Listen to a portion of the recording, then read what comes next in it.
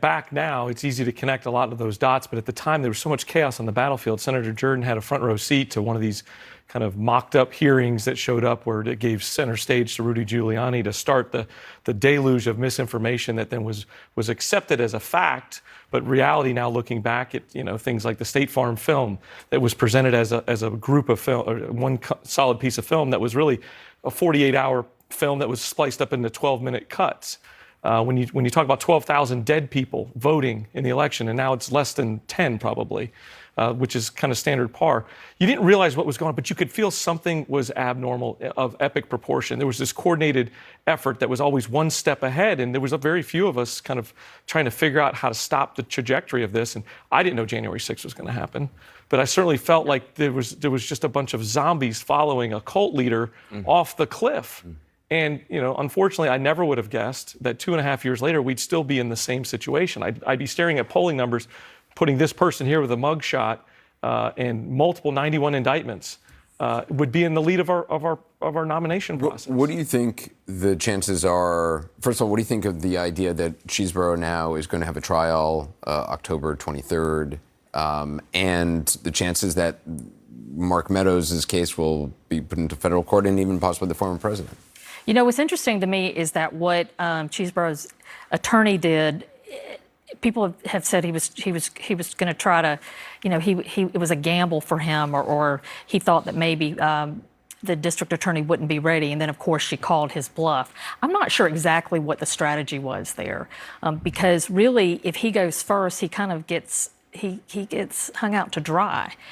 But what folks don't realize is that he can always withdraw that, right? It's not something that is set in stone. So if the attorneys now all get together, we now have Steve Sadow that's come onto the scene, who is representing Trump. If they say it's better for us to have a united front, then maybe he might withdraw that, and then they'll have a trial with all of them together. But I will tell you, it is a huge, huge gamble. And either we're going to say it's brilliant, after October, or it is going to be a colossal failure that ends up hurting his client. Do you think the former president will want to try to move his case to federal court? No, and in fact, they've already said, well, not to federal court. I don't think so. And the reason I say that is because, so we know that Mark Meadows is trying to remove it, and he's in front of federal judge Steve Jones.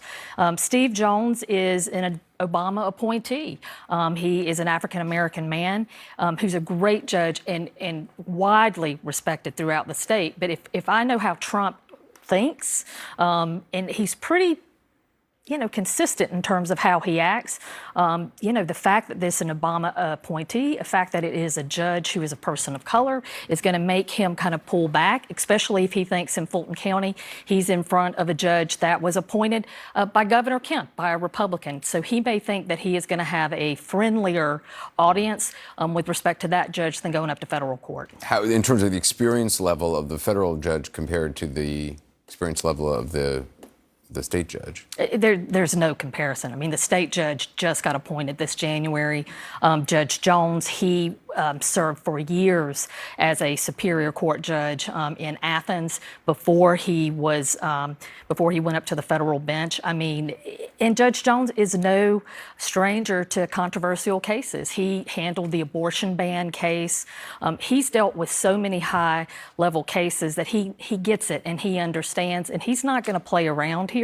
So if I'm Trump and I'm wanting to get kind of more bang for the buck in terms of entertainment value and all of that, and also maybe think I'm going to have a friendlier judge, or maybe a judge I can push around, or that my counsel can push around, I may go for the judge that has the less experience. Not saying that Judge McAfee is not going to be able to handle it, but he's untested right now, and really he's kind of the unknown variable with respect to this. Elliot, every judge I've talked to, retired judge, federal judges, have all said this would be a tough case for even an incredibly experienced judge to keep control of that courtroom. Yeah, and this state judge has been on the bench, as Jen said, less than a year. Now, he's a former federal prosecutor, former state prosecutor under the DA. I think you make a good point about which trial judge he would prefer as between state and federal. But I would be stunned if Trump does not seek to remove it to federal court, because the counter arguments to me, the tactical advantages for Trump of getting to federal court, to me, vastly outweigh that. Start with the appeals court. Whatever happens at the trial level, whatever decisions get made, whatever verdict, ultimately goes up to the appeals court. Federally, you have the 11th Circuit, which is very conservative. They've ruled against Trump for sure. But if you're Trump, you want that conservative court. You're going to have a better jury pool if you're Donald Trump in the federal court. Fulton County, if it's state, 26% of Fulton County voted for Donald Trump. If you get into federal court, you're into the Northern District of Georgia. He got 68% in Cherokee County. One to the north, he got 65% in Forsyth County to the northeast. So you'd much rather be there for your jury pool. Also, and most importantly, if you get into federal court, then you can ask for a dismissal. Now, there's a little bit of extra legwork that you have to do, but if you can get that as Donald Trump, that is the golden ring. So I think these are the conversations that they're having inside Trump's council room right now. But let's remember, the lawyers are probably telling him this, and this may be why Drew Feinling is not on the case anymore. At the end of the day, you don't have cameras in the federal courthouse, right? And what does the former president want more than anything? He wants this to be on TV. He wants to be able to perform. He wants his lawyers to be able to perform, and that is not going to happen in federal court. Even if that is the absolute legal correct strategy and what any good lawyer would be telling him, I don't think this is all about the law when it comes to Trump right now. Yeah, well, we know the other two federal officials here, Meadows and Clark, have eagerly made the motion to jump over to the other side. If they are ruled against, if a judge determines they don't get to go to federal court, does that automatically mean, that doesn't automatically mean the former president wouldn't be able to? It doesn't preclude him, but if you had to rank the strength of the arguments to get into federal court, to me, Meadows has the best argument that he was acting in his capacity as chief of staff. I'm not saying it's a great argument, but of the three, I think Meadows has the best argument. Clark, to me, saying I acted as a DOJ alum when he drafted basically a letter falsely claiming there was fraud, I don't know how he's going to get over that. And Trump is going to have, I think, an uphill climb, arguing that this was in the scope of my duties as president. But it's worth noting the federal courts do tend to construe this removal provision quite broadly. So I think Meadows has a 50-50 shot. I think Trump has something less than that. But what happens with one isn't going to dictate what happens with the other. Right. Let's go back to Caitlin in Atlanta. Caitlin? Yeah, and joining me now is John Bolton, someone who worked with Trump, was his former White House national security advisor.